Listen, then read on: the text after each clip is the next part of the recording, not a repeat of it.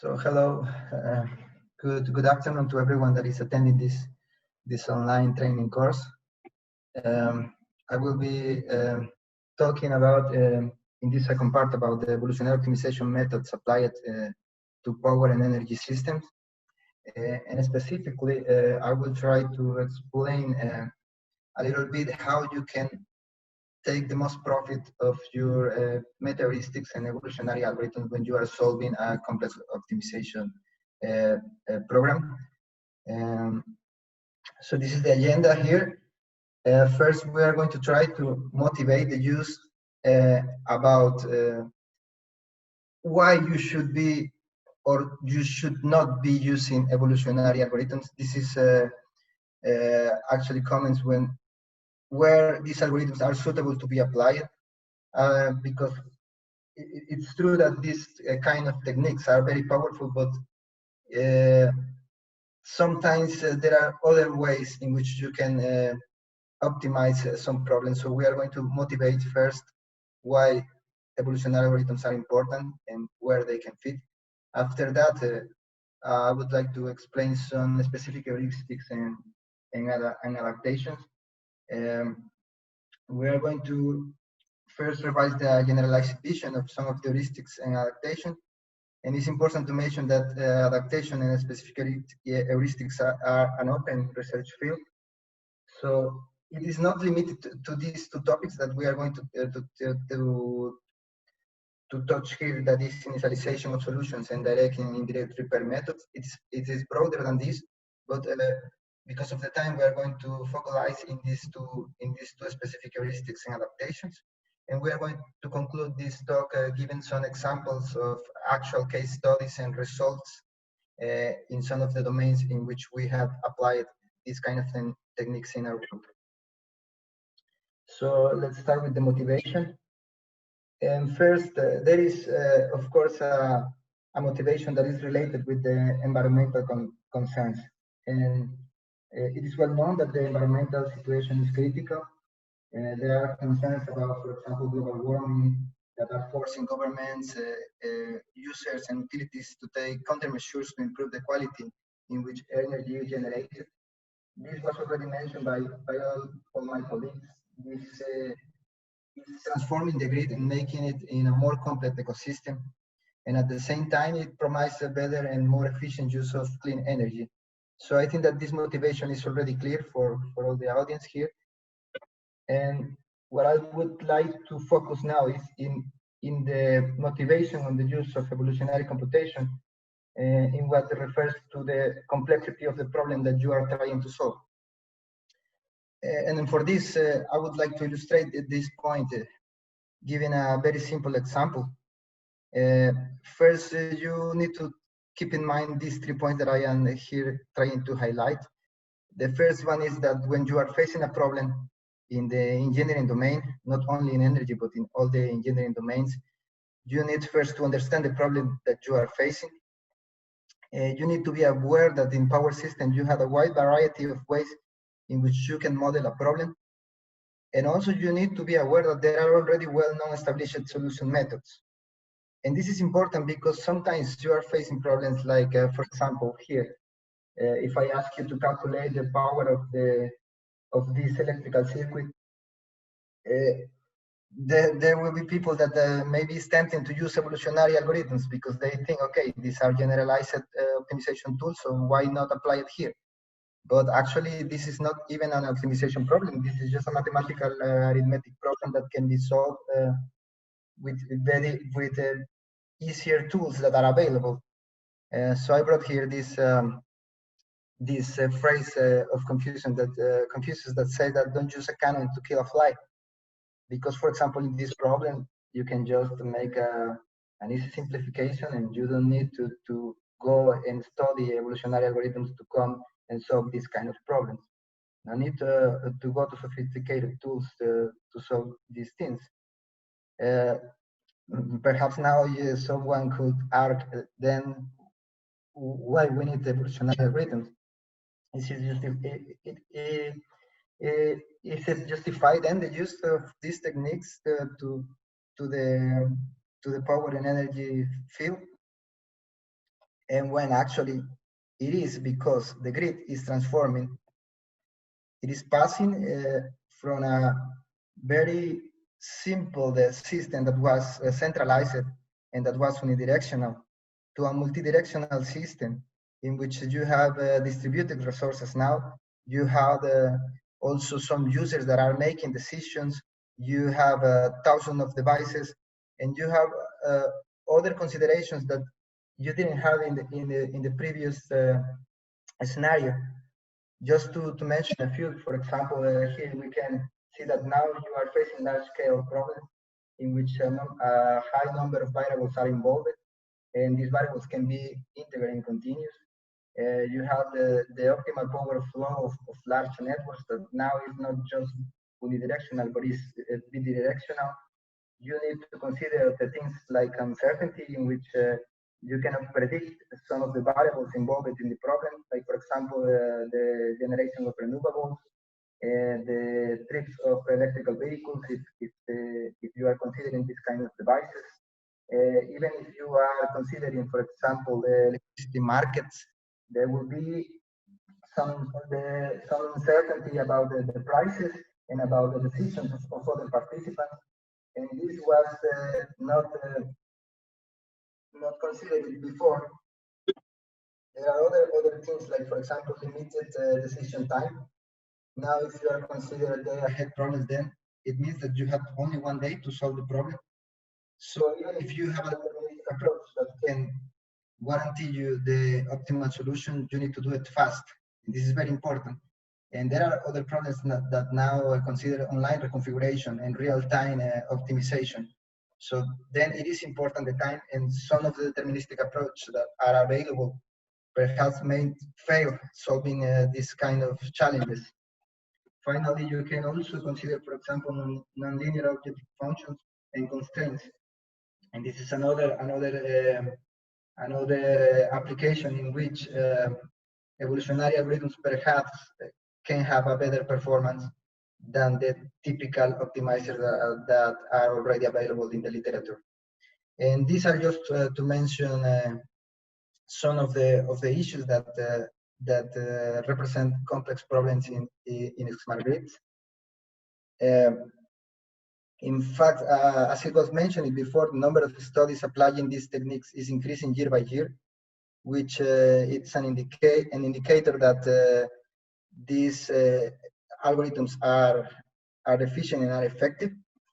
But at the same time, it also generates some inconvenience related to the application of these tools in problems that do not require their use.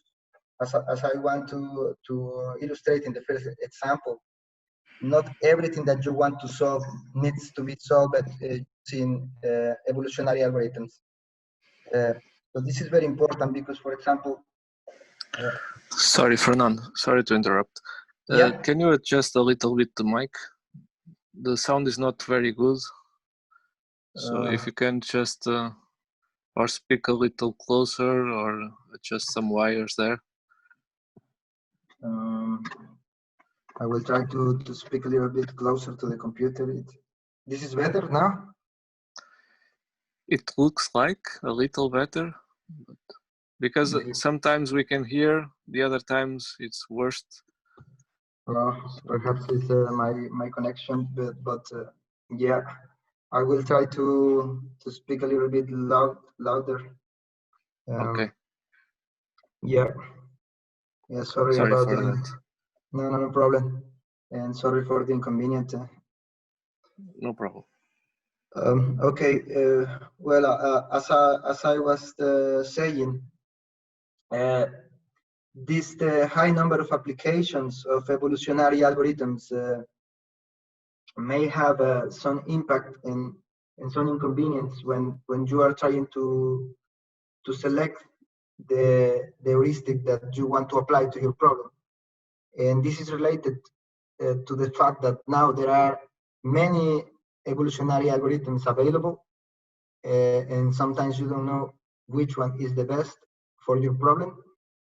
And the other point is that the most effective applications of these algorithms are are the ones that also incorporate some kind of knowledge from experts. And this is the way in which you can actually take the most advantage of these kind of techniques. When you mix your expert knowledge in a problem, then you can enhance the performance of the algorithms. And this can be a little bit problematic, because then your algorithm is not anymore a general algorithm that can be applied to any problem. But at the same time, it's also good, because then you have a good tool that can guarantee you good solutions to your problem. So having stated this, now we are going to pass to explain some of the specific heuristics and adaptations that you can use to improve the performance of your generalized evolutionary algorithm. This is supported a little bit to the explanation that was provided in the previous presentation, in which it was explained how these algorithms work. In this figure, for example, we can see that this is the generalized framework of evolutionary algorithm. This framework can be applied to any problem, as long as you have a fitness function in which you can evaluate the solution, and you have a way to represent those solutions in the population, then you can apply this generalized framework. One of the advantages of this generalized framework is that it's easy to understand and implement, and you don't need knowledge to the problem. If you have these two tools, a fitness function and a way to encode in the solutions, then you can apply the generalized framework. But at the same time, this framework can be modified and can be modified in many different ways. We are going here just to analyze two of these ways, which is how you can generate the initial solutions, or the initial population, which is this block here, is the start of the framework. And we are going also to talk a little bit about the repair of solutions. We are not going to treat this second part, which is related to the tuning of parameters, which are related to the algorithm, because of the time. And we are going to focus in the first part of this slide, because of the time. But this is another way in which we can incorporate knowledge in the general framework. The possibilities to do this second part, which is the tuning of parameters, is huge, and we don't have time to revise these ideas. But it's good that you have this in mind, that the modification and adaptations are not limited to just this part. The possibilities are infinite, actually, and this is an active field of research. Okay, so let's starting with the part of initial solution. This means that we are going to apply some knowledge and some modifications in this step, which is the initial step. And this illustrates some of the ideas that have been studied already by some of the researchers, which is how you generate this initial population. And there is this general classification. Again, this kind of classifications are not absolute. It depends on the way that you want to see your problem, but in a very broad sense, you can say that you can classify your initial solutions based on the randomness of the approach, from an stochastic initialization to a deterministic one. You can also classify how you initialize your solutions in a perspective of compositionality, which means how many steps you need to generate the solutions. We are going to see an example of these two cases, and actually we are going to see an example of every of these cases. So this is just a broader sense. Maybe it's better and it's easier to understand if we see the examples that represent this. So from the perspective of randomness, it is considered that the easiest way to generate an initial solution, an initial population of solutions, it is with random starts. In this case, you can generate a population that is within the bounds of some established parameters in the variables. For example, solutions can be generated between some bounds, minimum and maximum. And then if no prior information about the solution, typically this is like a random guess, and the computation time is directly related to the distance of the guess from the solution. To see this in a more clear way, let's see this in an example. Imagine that we have a problem in which the bounds are between 1 and 6, and it's a bidimensional problem, and you want to generate solutions that are inside this square, this search space, which is the yellow square. A random initialization would be just to program this simple rule here, and some numbers will appear. For example, here we have generated 8 solutions that are randomly distributed in the search space. Random initialization might be inefficient covering the space because, for example, here we can see that there is a pressure in this part of the search space because it was randomly generated there. And when you have a search space that is very large, it can favor a region that is perhaps not of our interest. So we need to be careful when we use random initialization. But at the same time, is the easiest way in which we can generate the initial population for our algorithm. Talking about deterministic approach, well, deterministic approach have attracted some attention recently because in the absence of this prior knowledge, uniformity of the initial population can enhance the exploration ability of some evolutionary algorithms. These techniques will always generate the same population. They are not random. And also they are referred as low discrepancy techniques. Coming back to our easy example here with the two-dimensional space. Now, for example, here we are going to generate an initial solution using some rule, and the rule will be like to create points that are in the corners of the bounds and go gradually to the center.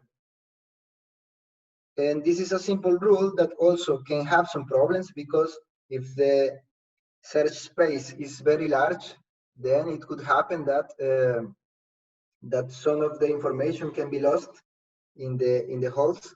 But it's another way in which we can create the initial population.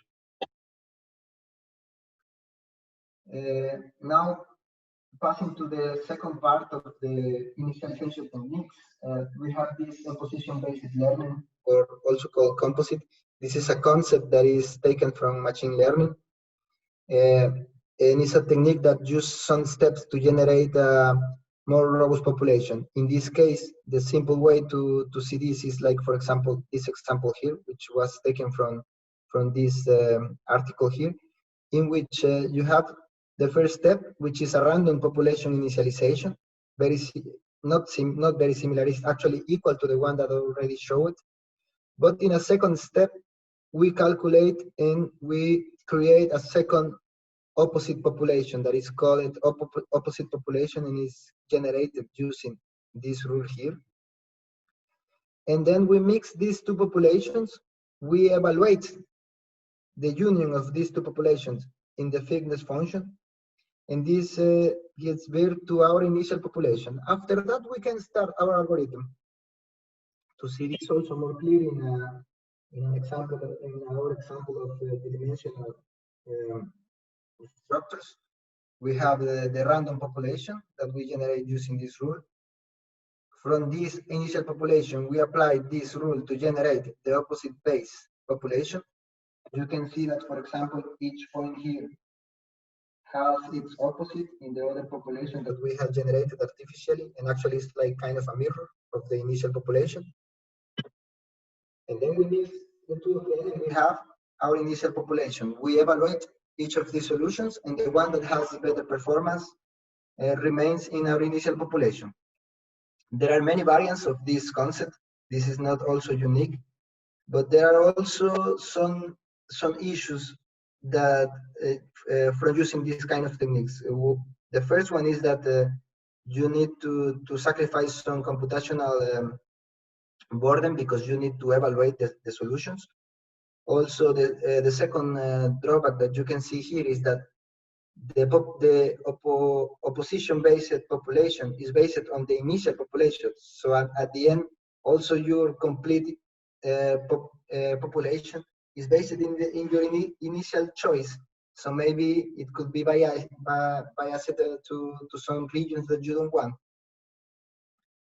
And finally, there are some greediness of the selection mechanism in most of these techniques, because you are losing information when you are doing this opposition-based operation.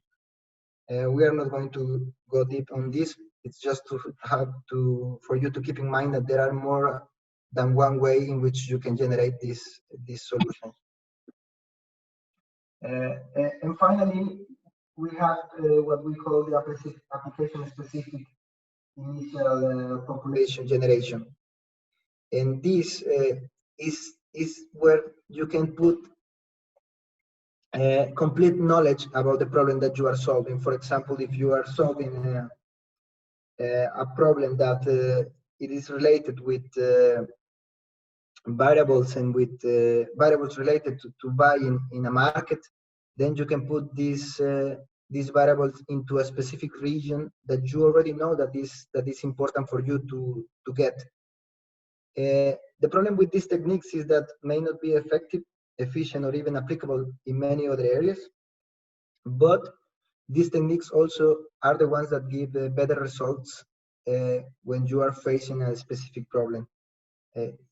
Here is when you can actually generate actual solutions that are applicable to real-world applications. So with this in mind, we are going now to pass to the second part of this heuristics, which is related to the reparation of the solution. The reparation of solutions is something that we are going to apply after we generate solutions in the iterative process.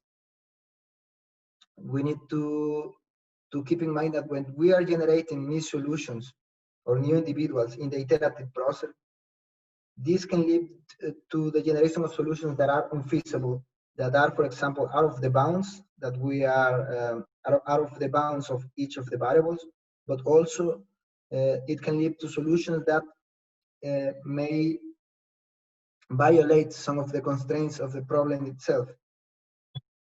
To see this in a more clear way, we need to imagine that within our algorithm we have a search space,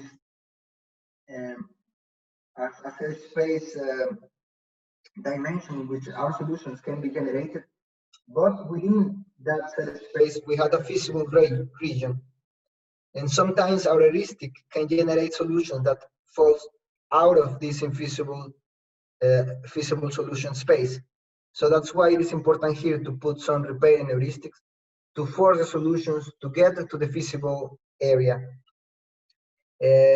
Some of these, some ways to do this and to manage this is with penalty function.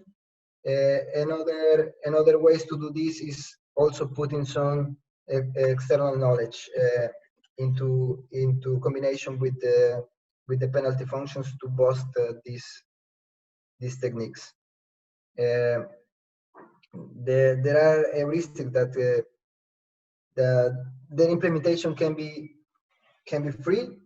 The most generic way, for example, to do this direct repair is to generate a solution that is within the bounds that you are searching, but this can be inefficient. And apart from that, we can even include rules if we know some characteristic of the problem to repair the solution in a more specific way. Some applications cannot be classified in any of these five classifications because are very application specific. Actually, I'm going to also show some of the the methods that we are using here to try to be more clear with this concept of direct repair. But now I want to talk about indirect repair. And indirect repair methods are approaches that push the solution externally towards the feasible region. That means that you are not going to modify the variables itself, but you are putting some rules that's going to make that these solutions move towards the feasible region. The most popular way to do that in the early days was with the use of penalty functions. And the idea behind these penalty functions was to add a penalty or a value to a solution that violate constraints. These methods, of course, will give very bad performance to solutions that violate the constraints, and therefore, by the principle of natural selection, those solutions will eventually disappear from the population. Notice that we are not modifying the solution, but we are giving a bad performance to solutions that violate the constraints, and in this way, we are indirectly correcting the solution and repairing the solution to the feasible region. Then there are some other concepts here like decoders in which the search is carried out in a mapped region space. There are other indirect repair methods like special operators, separation of objective functions and constraints. And this is an open research area of study, and there are many new and novel operators and concepts that have been developed recently to enable more efficient management of constraint handled over different problems. Here are just putting some of them and some of the most popular techniques. But this is something that is open. People can come here and propose new methods if they think that there are better ways to do this. And talking about this, for example, here, as I said, Suarez, my colleague, developed one indirect repair method that was called signaling. This method was developed to solve the large-scale energy resource management problem. And basically what they did was that they mark some of the variables of the solution in function of some rules that are based on knowledge of the problem that is on their study. For instance, variables that are related with the charging of batteries are signaled, and some preference is given to charge or discharge. And like that, many other rules that I will show in a moment. But basically, these rules are applied in the optimization method in the evaluation stage, where the fitness function is applied. They apply these rules to signal some of the variables, and after that, they put some of the implementation to run again with a methodistic approach. And the rules include some considerations about, for example, the charging and discharging process of electrical vehicles. It also includes some ideas related with the energy storage system, with demand response, with the markets, and so on. We are not going to enter to the details on how they define those rules, because this is expert knowledge. That's why it is important to put some combination of the expert knowledge with the use of the evolutionary algorithm. And this hybridization was actually given very good results.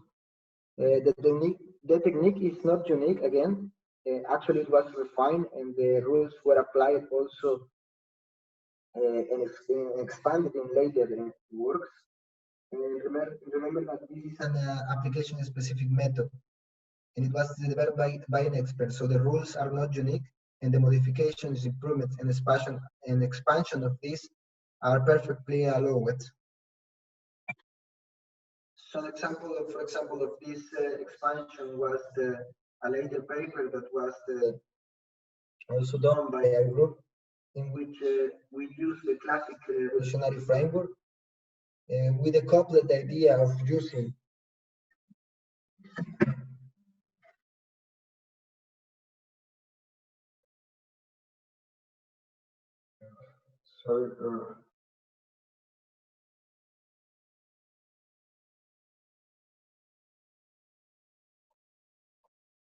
sorry sorry for doing that. I don't know if you can hear me now well, because they are telling me that there are some problems with the micro. Yeah, it's the problems of before. If you can, the solution that you did before, it worked, but now the sound is decreasing again. Okay, I will. I really need to be very close to the micro. Let's see if this solves the problem. It's okay like this? Yes. Okay.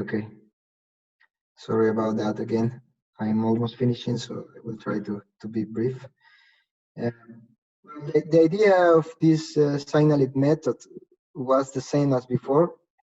We applied this multidimensional signaled, but we combined it with some simple random mutation techniques and local search.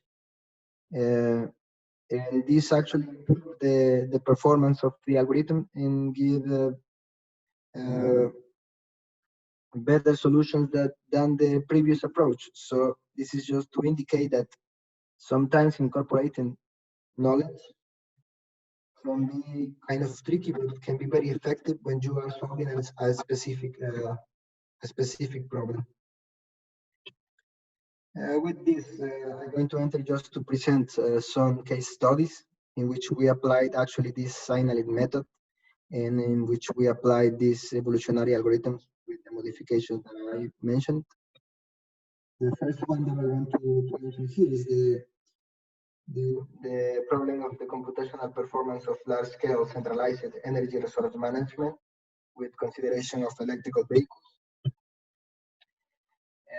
In this problem, for example, we have a 33 bus network in which we have distributed resources all over the network. We have electrical vehicles, but also we have renewable generation like photovoltaic and aeolic generation. We have also some waste to energy generators, some small hydro generators, CHP, and so on.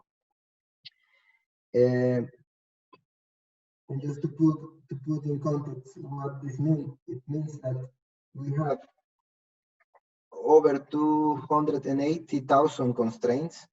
We have over 200,000 variables that we want to optimize. We have discrete variables also, 88. And this is a mixed integer nonlinear programming problem. So in this case, you still can use a deterministic approach to solve the problem. And actually we did that after we modeled the problem and we solved it. And it took around 40 hours to get the optimal solution when you consider these huge instances of the problem. With the heuristics, we were able to get a good objective function. It's not the optimal, we need to say that, but we were very close to the optimal, and we can achieve this with only 10 to 15 minutes time, which is a very considerable reduction of the time that we are using. In a formal study, we empirically evaluate different algorithms.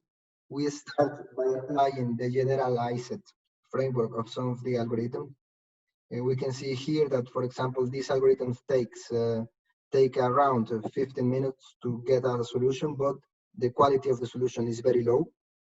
And this is because, as I already mentioned, here you are not applying any external knowledge, you are just applying the algorithm.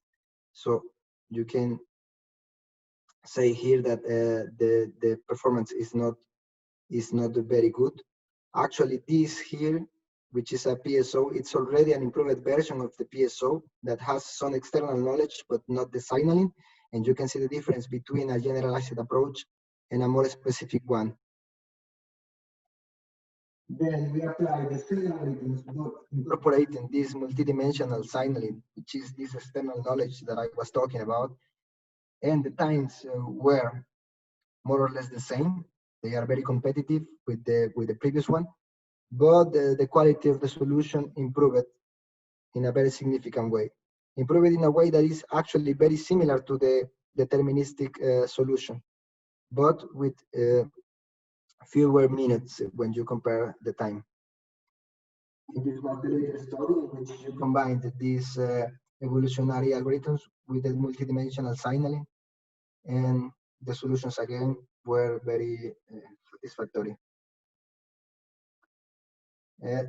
This is kind of the same problem, but only in a larger instance. In this case, we have a network with 180 buses. Here, the number of variables and constraints increase in a significant way. And still, you can apply a deterministic approach to get the solution of this problem. But when you apply this, it took around 13 days to get the optimal solution. This is forbidden in a real application because, as I mentioned, this is a scheduling for the day ahead. So you have at the very most 1 day to get the optimal solution. So this is forbidden. You cannot use anymore the deterministic approach. And it is actually in these cases in which you can use meta-heuristics, in which again, you are not getting the optimal solution, but you are getting a solution in around 30 to 60 minutes, which is practical. And it's actually a good solution, very near to the optimal. So it is in these cases in which it's justified the use of evolutionary algorithms. Again, we did the comparison of the different algorithms, and we confirm again that the incorporation of knowledge, of external knowledge, improve and boost the performance of these techniques, bringing it very close to the optimal solution. This is just to illustrate how the solutions can mean something to the user. For example, here you can see that after you get the solution, you can have an interpretation in a real-world application. We are not going also into the details of this, but this is just to highlight that it is not just optimizing numbers in mathematical functions. This actually has a real meaning. When you are optimizing devices, you want to know when you need to turn off and on some devices, when you want to charge or discharge your battery, and actually you can map all the solutions to a practical application. Again, this was just some technical details that are not the focus of this talk. And finally, I will just give another example, which is the optimal bidding in local energy markets, which is a very recently problem that we are facing now. In this problem, we are considering that you have players that can trade energy in a local market, and we can model this as a B-level optimization problem. And again, there are already some tools that can solve this in a deterministic way. But the problem with that, those tools is that in a deterministic way, you need to consider that there are access to perfect information between agents, and that in real applications are not, is not always true. So that's why we need to implement or modify the algorithms to consider that you don't have access to all the information within the local market. In this study, we consider just 9 agents. These are the characteristics of the problem that we were solving. And we contrast some generalized heuristics. This is important. We are starting this research now, and our first step was to apply the algorithms as they are, without any modification. This is just to have like a baseline of how good they can be or how good the performance is. But after that, when we have external knowledge, we can improve these results, and this is the later stage of our research. We just here confirm that that the baseline when you don't have local market can be improved with all the algorithms. And between them, we can see that despite they are very similar in time, the fitness can be improved among them. And in this case, border search was the winner.